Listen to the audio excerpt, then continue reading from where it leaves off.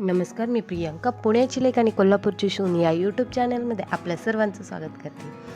तर आम्ही काल बाहेर गेलेलो, तर सकाळी मी चपात्या बनवलेल्या.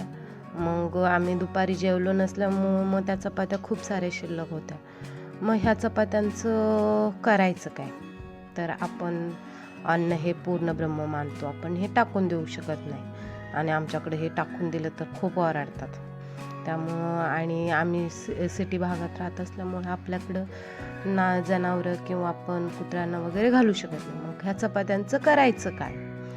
तर मग आमच्याकडे नेहमीच अशी एक 8-15 दिवसानंतर बनते ही रेसिपी.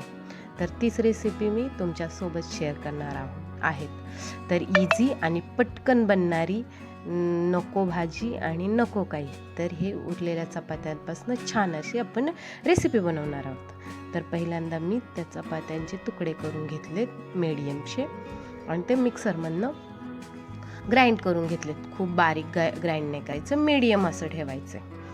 तर त्यानंतर मी कढई ठेवली, तेल घालून घेतले.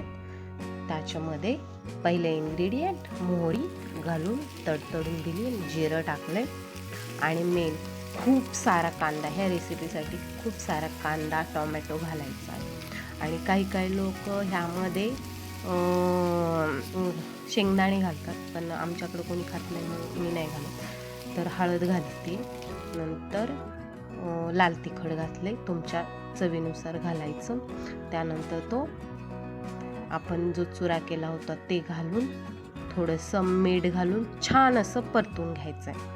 आणि त्यानंतर छान परतून झाल्यावर खूप सारी कोथिंबीर घालून छान परतून घेऊन मेन लिंबू टाकायचे आणि छान परतायचे. तर ही रेसिपी तुम्हाला कशी वाटली नक्की कमेंटमध्ये सांगा. थँक्यू.